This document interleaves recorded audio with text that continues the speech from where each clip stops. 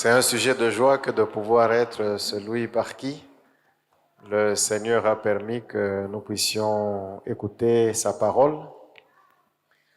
En fait, nous savons qu'aujourd'hui, nous sommes le troisième dimanche du mois et généralement, c'est le jour de la rotation des aumôniers.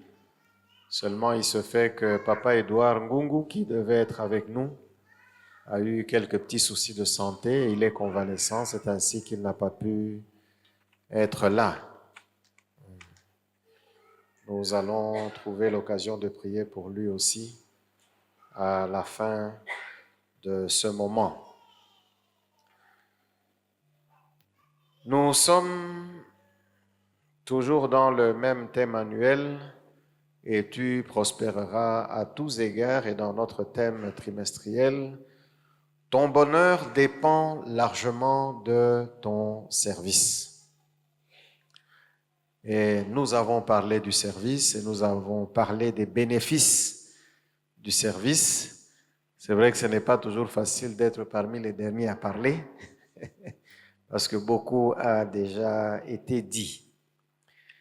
Néanmoins, le Seigneur nous a amenés aussi à réfléchir aujourd'hui sur cette question de serviteur et de service.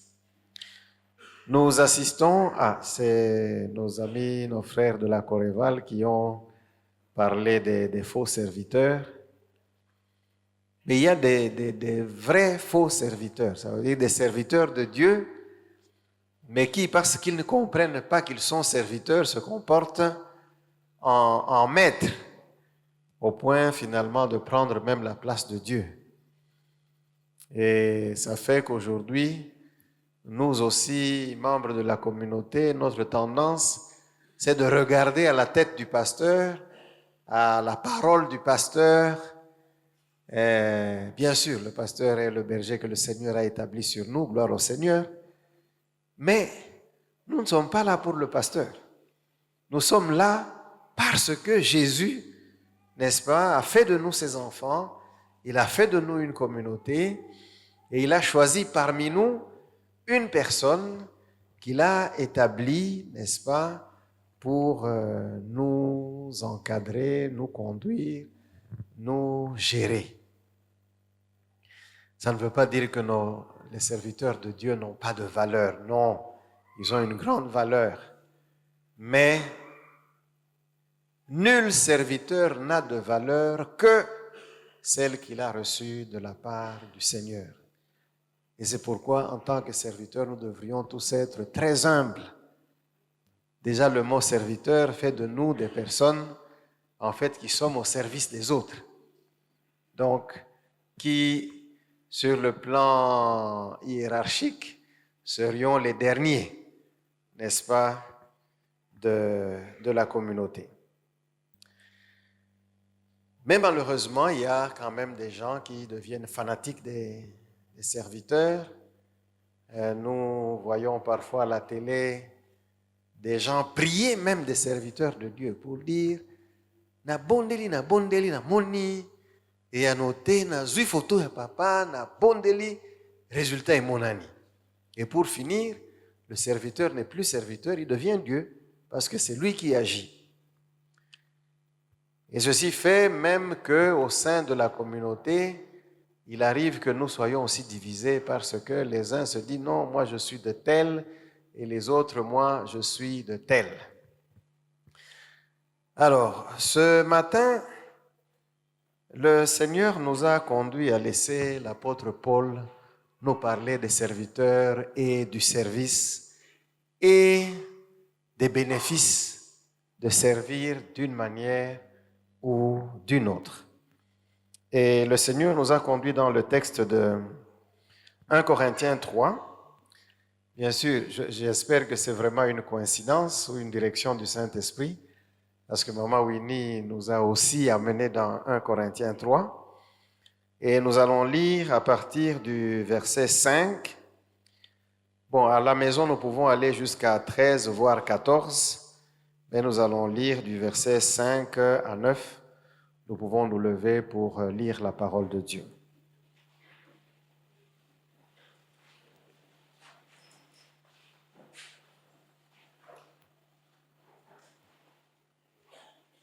Qu'est-ce donc Apollos?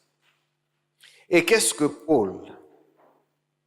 Des serviteurs par les moyens desquels vous avez cru, selon que le Seigneur l'a donné à chacun. J'ai planté, Apollos a arrosé, mais Dieu a fait croître. En sorte que ce n'est pas celui qui plante qui est quelque chose, ni celui qui arrose, mais Dieu qui fait croître. Celui qui plante et celui qui arrose sont égaux, et chacun recevra sa propre récompense selon son propre travail. Car nous sommes ouvriers avec Dieu. Vous êtes le champ de Dieu, l'édifice de Dieu. Amen. Nous pouvons nous remettre.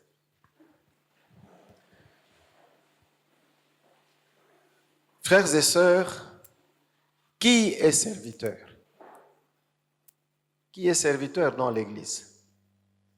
La tendance générale, c'est de considérer que celui qui passe à la chaire, c'est lui le serviteur, ou encore celui qui est établi berger sur une communauté qui est serviteur, ou encore ceux qui ont été désignés comme anciens ou diacres. Et c'est intéressant même de réaliser, surtout dans notre contexte, que et les anciens et les diacres, c'est nous, les membres de la communauté, qui les désignons. Ça veut dire qu'ils sont ce qu'ils sont parce que nous avons pensé qu'ils pouvaient assumer les responsabilités qui sont celles qu'ils assument aujourd'hui. Notre premier point, c'est serviteur selon son don. Serviteur selon son don. Mais notons quand même que quand nous lisons 1 Pierre 2, verset 9, voici ce que Pierre dit. Vous, au contraire, vous êtes une race élue, un sacerdoce royal. Il y a la suite, mais nous pouvons nous arrêter là. Ça veut dire que sur base de cette parole de Pierre, le sacerdoce royal, ce n'est ni celui qui est sur la chaire, ni celui qui est établi ancien, diacre ou pasteur, mais c'est vous. Vous là, c'est tous les disciples du Seigneur que nous sommes, qui sont serviteurs. Donc, ce que nous allons partager de la part de l'apôtre Paul ce matin nous concerne tous. Je faisais observer au premier culte que lorsque nous venons, nous nous mettons sans nous poser la question de savoir est-ce qu'il y a de la poussière sur la chaise. Mais qui d'entre nous se demande, mais comment se fait-il que cette chaise soit propre? Quand nous adorions, je pense qu'il y a certains qui se sont même mis à genoux sans craindre qu'ils allaient salir leurs pantalons, tout simplement justement parce que le parquet a été très bien frotté et il est très propre. Mais personne de nous ne se pose la question de savoir, bon, par quel miracle ce parquet est devenu si propre? Eh bien, ce n'est pas un miracle. C'est des frères, c'est des sœurs que le Seigneur a mis à cœur de pouvoir servir en rendant propre cet endroit, ce lieu de culte, et en s'assurant que chaque siège sur lequel les uns et les autres vont se mettre soit complètement propre et que les gens s'asseyent sans se poser des questions. Maintenant, ces frères, ces sœurs, sont-ils serviteurs de Dieu? C'est la question qu'on se pose. Ils ne sont pas à la chair. Mais une chose est vraie, c'est qu'ils nous ont servi. Ils nous ont servi parce que là où nous sommes assis, nous bénéficions du travail qu'ils ont accompli. Et ils l'ont fait à cause du Seigneur. C'est pas, bon, c'est vrai qu'ils nous aiment parce que nous sommes leurs frères, mais c'est pas juste à cause de nos beaux yeux qu'ils l'ont fait, c'est tout simplement parce qu'ils ont pensé que c'était leur façon, n'est-ce pas, d'honorer le Seigneur, de servir le Seigneur en nous servant, nous, leurs frères et sœurs, pour nos moments de culte. Retenons donc que chacun de nous est serviteur. Alors revenons dans notre passage du jour. Voici ce que l'apôtre Paul explique concernant Louis et Apollos. Revenons d'abord sur le contexte. À l'introduction, l'apôtre Paul fustige l'attitude des Corinthiens. Il dit qu'il leur parle comme à des enfants, pas comme à des personnes adultes. Et pourquoi? Par le simple fait qu'il y a des divisions au milieu d'eux. Certains se disent, moi, je suis de Paul, qui est l'apôtre, celui qui nous a annoncé, qui a proclamé l'évangile et grâce auquel nous avons cru.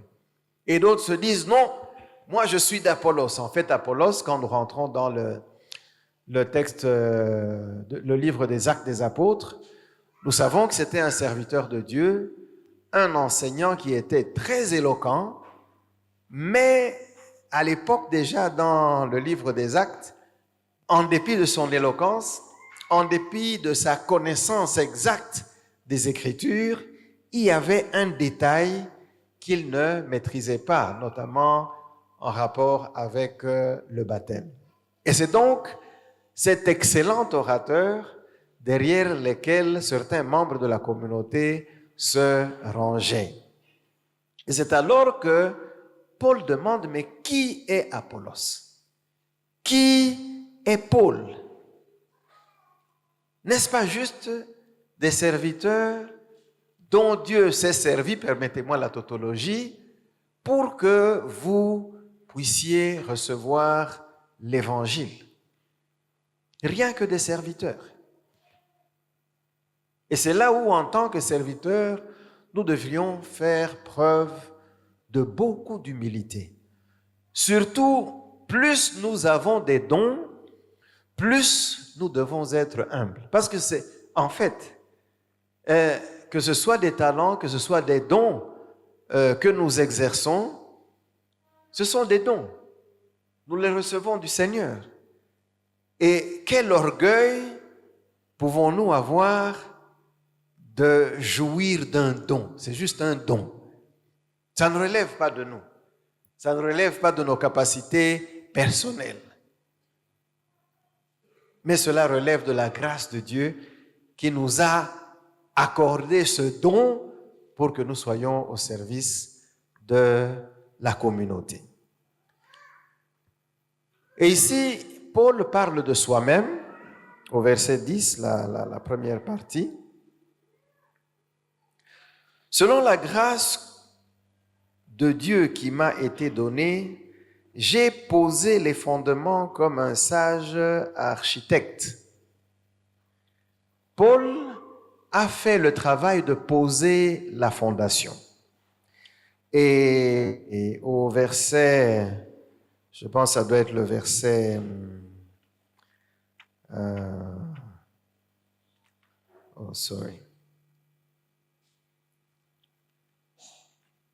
Bon, il y a le passage où Paul dit, « Moi j'ai planté et Apollos a arrosé. » Le travail que Paul a fait, c'était de proclamer l'évangile.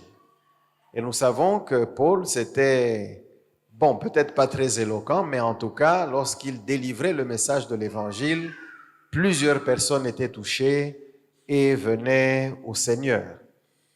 Et c'est clair que la plupart des Corinthiens étaient des personnes qui avaient été gagnées au Seigneur par le ministère de Paul. Seulement, est-ce que le ministère de Paul suffisait? Et c'est là où il y a eu Apollos. Apollos qui avait été recommandé auprès des frères de Corinthe, et le travail qu'Apollos avait fait, c'était celui d'enseigner, de poser les bases, de donner des affermissements, de donner des enseignements qui allaient permettre aux frères et aux sœurs de Corinthe de pouvoir croître dans leur foi, de pouvoir croître dans leur comportement de pouvoir croître, n'est-ce pas, sur le plan spirituel et pourquoi pas dans leur service aussi. Parce que, comme nous l'avons dit, tous sont serviteurs. Le travail de Paul a été complété par celui d'Apollos. Chacun a fait sa part. Mais l'apôtre Paul souligne au verset 8, la première partie, il dit « Celui qui plante et celui qui arrose sont égaux. » Amen. Ils sont égaux. Paul, c'est vrai, un prédicateur de feu, comme nous dirions aujourd'hui, a réussi à amener à la foi des foules, plusieurs. Et d'autre part, nous avons Apollos, cet enseignant éloquent qui, après que Paul a prêché l'évangile, a enseigné le peuple de Dieu pour qu'il puisse demeurer ferme dans la foi et dans sa marche avec le Seigneur. Mais l'apôtre Paul ici lui-même dit, ils sont égaux. Ce n'est pas parce que celui-là a eu la grâce de prêcher et d'amener à la foi plusieurs, ou que l'autre a eu la grâce d'enseigner et de les établir dans la foi, que l'un est plus grand que l'autre. Même les disciples du Seigneur, c'était une question qui les tourmentait souvent. Qui est le plus grand d'entre nous? Et le Seigneur de leur répondre que le plus grand, celui qui veut être le plus grand, doit être le serviteur de tous. Ça veut dire que le plus grand doit se mettre dans la position du dernier, parce que c'est lui qui va se mettre à servir tous les autres. C'est alors qu'il sera le plus grand. Et le Seigneur lui-même a montré l'exemple dans Jean 13, quand il s'est abaissé pour laver les pieds sales de ses disciples. Voyez? Et il leur dit, vous m'appelez maître et seigneur, et je le suis. Alors, si moi, le maître et le Seigneur, je me suis abaissé pour vous laver les pieds, vous là, vous devez aussi vous laver les pieds les uns les autres. En d'autres termes, parce que moi, je me suis comporté en serviteur vis-à-vis de vous, vous devez aussi être des serviteurs les uns des autres. Amen.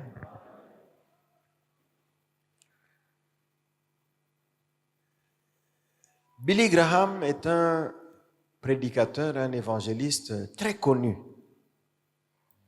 qui, lorsqu'il proclamait la bonne nouvelle, des milliers d'hommes, de femmes, de jeunes ouvraient leur cœur au Seigneur et acceptaient le Seigneur Jésus comme le Seigneur de leur vie. Mais il partageait à un moment donné de sa vie qu'il était tourmenté la nuit quand il pensait à ses campagnes d'évangélisation. Pourquoi? Par le simple fait qu'il voyait des milliers de gens, n'est-ce pas, venir à l'estrade après que l'appel ait été lancé pour accepter le Seigneur comme Seigneur de leur vie. Mais ce qui le tourmentait, c'est qu'ils ne savaient pas qu'est-ce que ces gens allaient devenir. Parce qu'ils acceptaient le Seigneur et puis ils partaient. Et lui ne les connaissait pas. Et à l'époque, il y avait un autre serviteur de Dieu, celui-là, il est inconnu. Il y a peut-être que certaines personnes qui le connaissent. Dawson Trotman. C'est un homme qui était d'ailleurs chauffeur. Bien sûr, il était aussi enseignant de l'écodim dans son église. Et sa spécialité, c'était de former des disciples dans des petits groupes. C'est vrai que son travail avait quand même eu des échos à l'époque. Et Billy Graham va l'approcher pour me dire, mon frère, j'ai besoin de toi. Et Dawson se dit, mais ce n'est pas possible. Toi, le grand évangéliste, mondialement connu, besoin de moi? Il dit oui. Et il lui partage son souci, il lui dit que je te vois faire un travail là dont je crois qu'il peut être, n'est-ce pas, la continuité du travail que je fais. Parce que les personnes là qui reçoivent le Seigneur, je ne sais pas qu'est-ce qu'elles deviennent le lendemain. Par contre, si les personnes avec lesquelles tu t'impliques décident de regrouper ces personnes pour les enseigner et s'assurer qu'ils vont s'affermir dans leur foi, je pense que le travail que je fais sera plus complet. Et c'est ainsi qu'il y a eu cette association entre le travail de l'évangéliste Billy Graham et de cet inconnu, le frère Trotman, qui s'occupait justement de la formation des disciples ou de l'affermissement des personnes qui étaient gagnées au travers des campagnes de Billy Graham. Frères et sœurs, dans le corps de Christ, nous avons besoin d'être complémentaires. Nous l'avons répété, chacun de nous est serviteur. Le service que chacun accompli au sein de notre communauté est un service important. Nous avons juste donné l'exemple de nos frères qui se consacrent à la propreté et à l'ordre, n'est-ce pas, dans notre lieu de culte. Mais chacun de nous,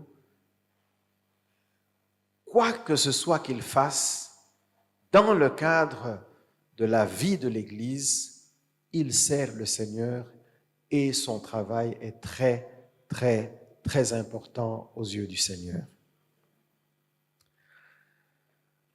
Notre deuxième point, nous allons parler de Dieu qui est à l'œuvre.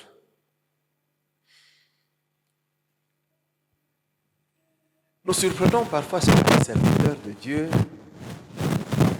qui disent « Venez, je vais guérir, je vais délivrer, je vais faire ceci. » Mes frères, ce que je fais là, je suis en train de parler. Si le Saint-Esprit ne touche pas le cœur de chacun de nous, moi y compris, au travers de cette parole que nous sommes en train de lire, le travail que je fais ici, c'est un travail vain, inutile, parce qu'il ne va pas porter du fruit. Et de la même manière, quel que soit le ministère que nous avons, lorsque Dieu n'est pas lui-même à l'œuvre, alors sachons que le travail que nous faisons, c'est du théâtre. Parce que ça n'aura aucun effet. Bon, si déjà il n'y a pas d'effet, il n'y aura même pas d'impact. Voyez? L'apôtre Paul reconnaît que lui a planté, Apollos a arrosé, mais c'est Dieu qui fait croître. Ça veut dire que si je plante et que Dieu n'intervient pas, cette semence-là ne va même pas germer. Elle va mourir avant même de germer. Mais quand même elle germerait et que quelqu'un viendrait arroser, mais si Dieu n'intervient pas pour faire croître, on va arroser, arroser, arroser, mais la plante ne croîtra pas et ne produira pas de fruits. C'est là où nous avons dit que nous sommes co-ouvriers avec Dieu. Et d'ailleurs, quand nous nous mettons, Dieu et moi là, bon, que j'ose même le faire, est-ce qu'il y a vraiment à comparer? Dieu est notre créateur, c'est lui qui nous a fait. Donc, par rapport à nous, Dieu est au-delà, au-delà, au-delà, infiniment au-delà, au-dessus de nous. Mais grâce lui soit rendue de ce qu'il a choisi de faire de nous ses enfants, de nous donner la grâce et le privilège de pouvoir l'avoir comme Père. Ça veut dire de pouvoir nous approcher de lui, de pouvoir lui parler, de pouvoir nous adresser directement à lui sans intermédiaire. Amen.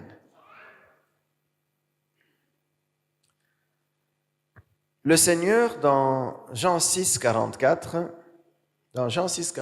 le Seigneur dit, « Nul ne peut venir à moi si ce n'est le Père qui l'envoie. » Bon, de toute façon, le terme, il y a un terme approprié.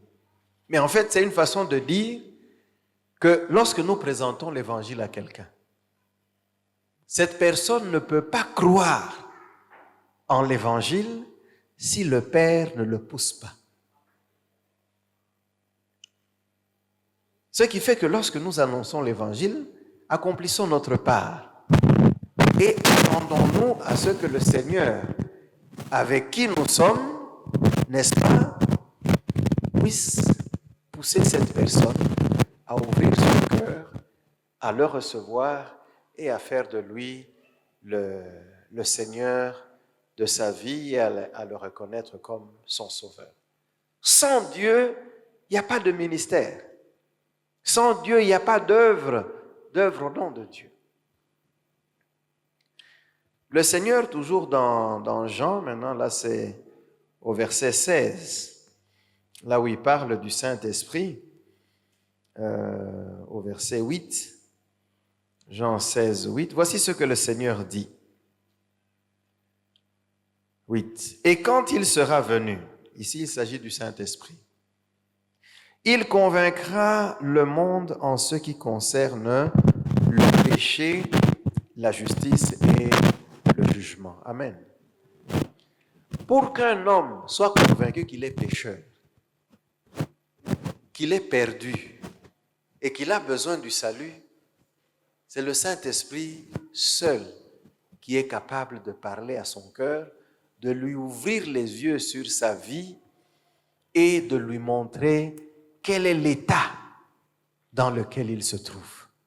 Quel est l'état de péché qui est le sien et même quelles sont les conséquences de cet état dans lequel il se trouve. Sans l'intervention du Saint-Esprit, vous pouvez crier, nous pouvons crier comme nous le voulons. Peut-être qu'il y aura des gens qui vont se lever et faire une prière, mais personne ne sera sauvé. Ce n'est que lorsque le Saint-Esprit, alors que nous prêchons la bonne nouvelle, touche le cœur, que ces cœurs qui sont touchés peuvent s'ouvrir au Seigneur et accepter le salut. C'est Dieu qui est à l'œuvre. Et c'est très important pour nous de toujours nous en rappeler. Parce que la tentation, parfois, c'est de considérer que c'est nous. Surtout, je me dis que plus nous grandissons en termes de dons que nous avons reçus de la part du Seigneur, plus nous grandissons en célébrité, plus nous sommes tentés de considérer que nous sommes quelque chose. Mais l'apôtre Paul nous dit ici, en tout cas, bon, peut-être qu'il exagère, mais il dit que celui qui plante, non, je pense qu'il faut remonter un peu. En sorte que, au verset 7, ce n'est pas celui qui plante qui est quelque chose, ni celui qui arrose, mais Dieu qui fait croître. Ça veut dire qu'en tant que serviteurs, nous sommes, quand il dit ne sommes pas quelque chose, ça veut dire que nous sommes rien. Amen. En tant que serviteurs, nous ne sommes rien.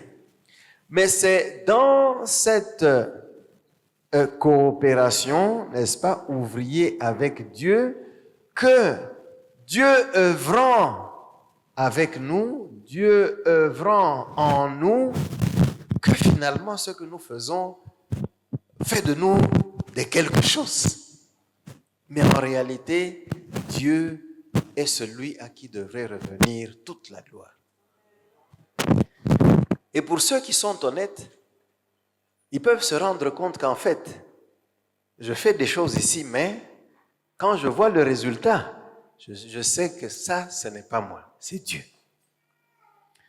Il y a un papa, bon, il est pasteur, Papa Bomboko, qui nous enseignait à Massina.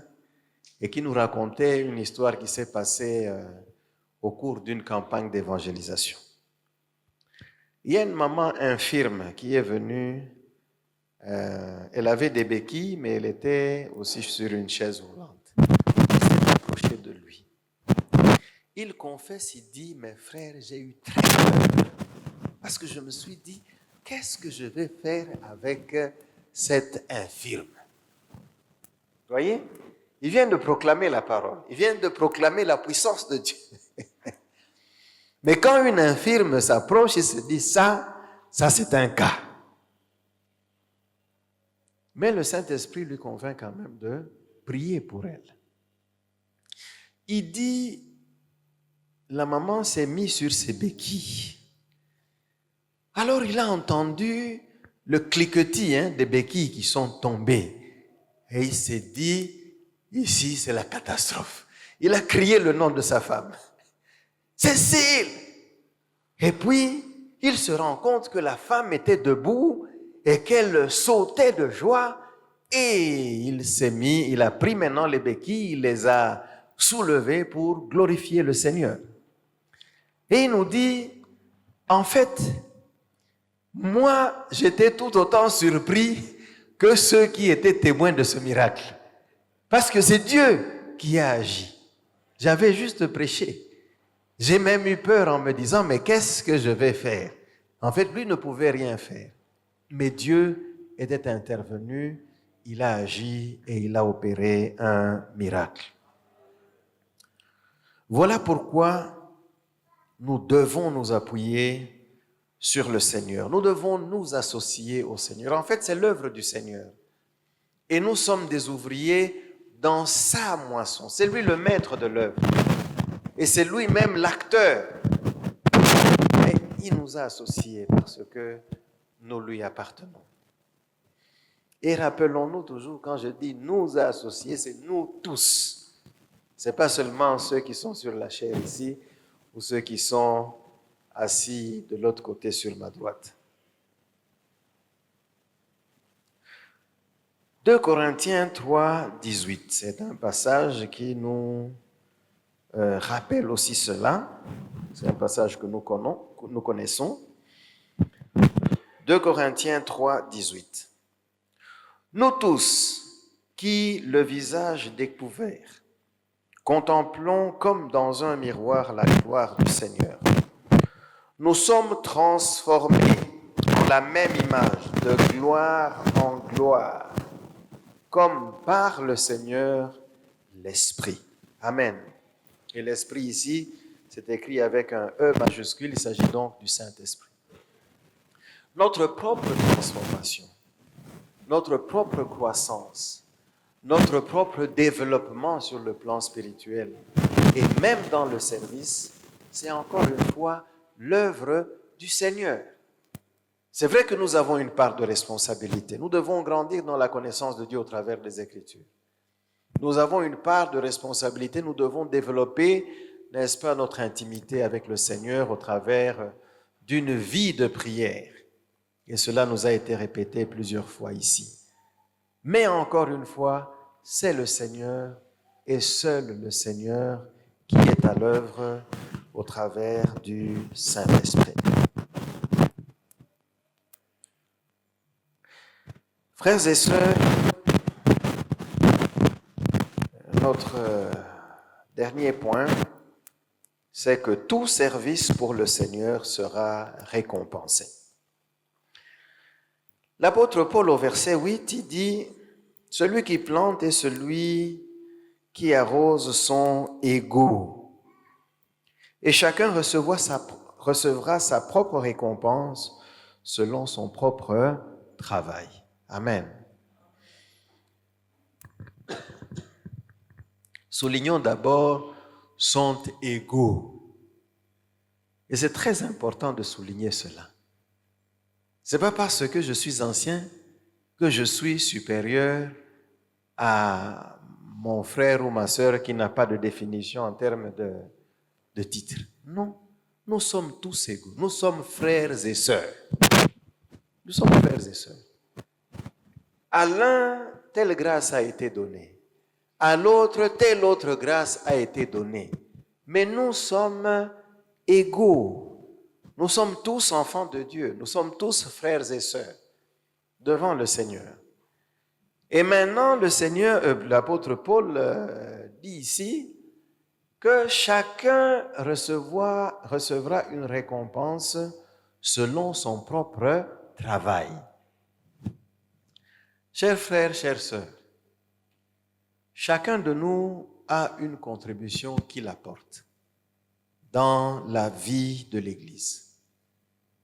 Certains œuvrent comme anciens, comme diacres, d'autres œuvrent dans des commissions, d'autres œuvrent dans l'intercession. C'est aussi une commission, mais c'est un service quand même assez particulier. Il y a nos frères et sœurs chantres, ou nos frères de la Coréval ou de Myriam.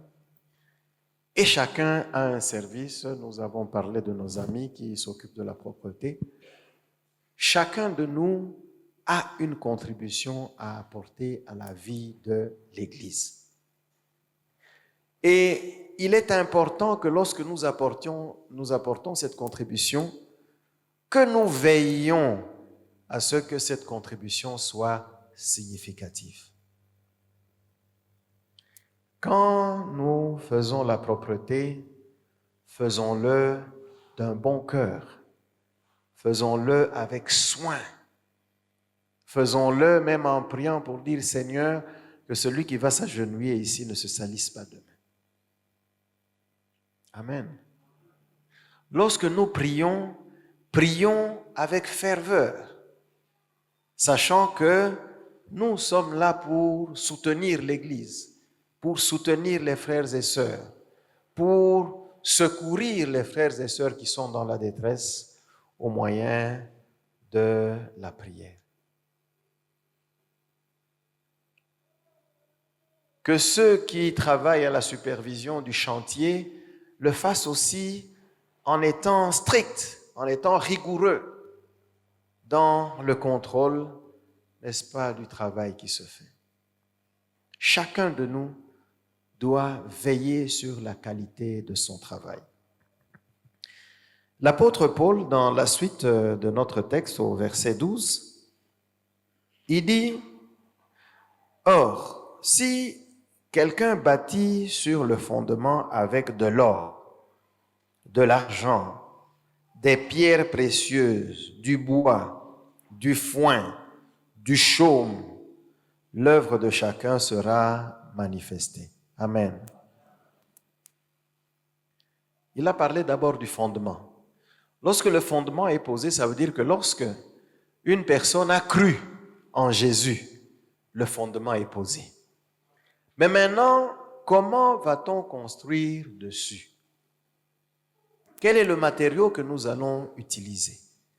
Et le matériau ici est en fait l'image de la qualité du travail que nous accomplissons ou que ce soit que le Seigneur nous a placé dans son service.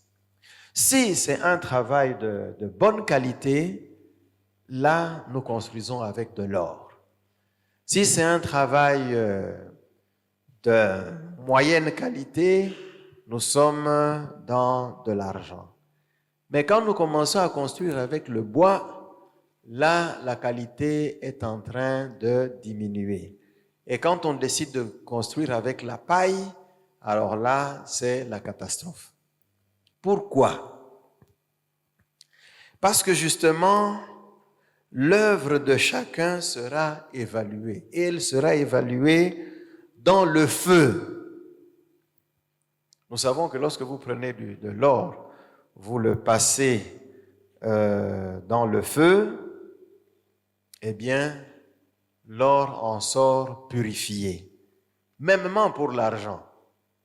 Mais quand vous prenez du bois, vous le passez par le feu, bon, à la limite, vous pouvez garder un tison qui a résisté, n'est-ce pas, à l'ardeur du feu.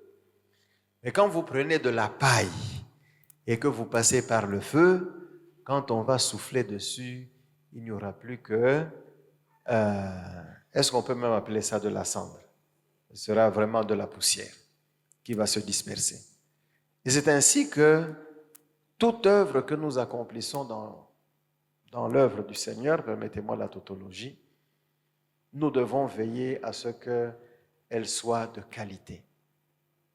Parce que lorsque nous allons être évalués, ce ne sera pas avec le pasteur, ce ne sera pas avec les anciens. C'est vrai que nous-mêmes, nous avons nos propres problèmes et priez pour nous, mais nous devons aussi fournir des efforts pour que l'œuvre que nous accomplissons aussi là où le Seigneur nous a placés soit vraiment une œuvre de qualité, qui soit une œuvre d'or, pour ainsi dire. Mais chacun de nous répondra de son propre travail. Quand vous serez devant le Seigneur, il va dire, où est votre œuvre? Dit, la voici.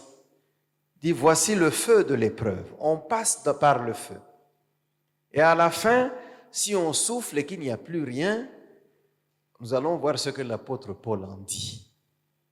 Mais si par la grâce de Dieu, ça passe par le feu et que de l'autre côté, nous avons l'or pur ou l'argent pur ou encore, à la limite, un morceau de bois qui a résisté au feu, l'apôtre Paul au verset 14 dit, « Si l'œuvre bâtie par quelqu'un sur le fondement subsiste, il recevra une récompense. » Donc la récompense, c'est pour ceux qui auront fait un travail de qualité, un travail soigneux.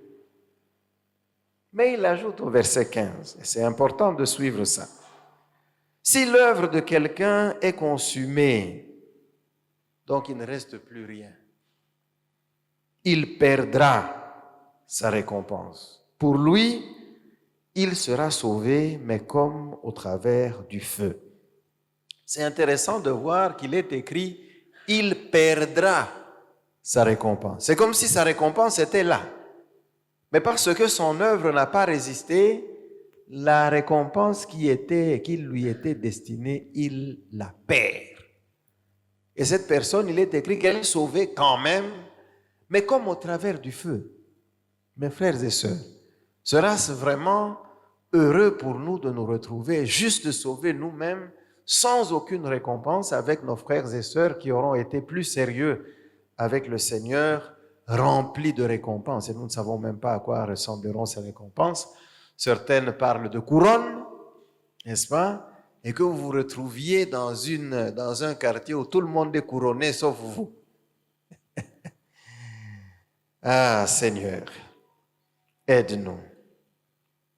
Chers frères, chères sœurs, quel que soit ce que nous faisons dans l'œuvre du Seigneur, faisons-le avec soin. Nous parlons souvent de la question du temps, et c'est très important que nous devons y travailler. Nous devons tous y travailler. Nous devons tous y travailler. Que ce soit pour nos réunions de culte, que ce soit pour nos réunions dans nos commissions, que ce soit pour toutes sortes de rencontres que nous avons, apprenons à respecter le temps. C'est très important. Mais il y a aussi le sérieux dans le service. Soyons sérieux dans tout ce que nous faisons. Et il y a aussi la consécration personnelle. Parce que nous-mêmes, nous avons lu 2 Corinthiens 3, 18, nous sommes en train d'être transformés à l'image de Dieu. Et c'est important que cette transformation se poursuive. Jusqu'à ce que, nous l'espérons, avant que nous ne quittions cette terre, lorsque nous passons, les gens se disent, « Papa, osa frère ». Mais pourquoi les gens posent cette question?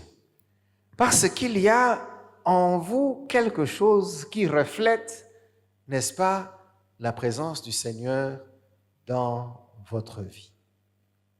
Amen. Il y a une merveilleuse promesse avec laquelle nous allons terminer. C'est dans Jean 12, 26. Jean 12, 26, c'est le Seigneur qui s'adresse à ses propres disciples.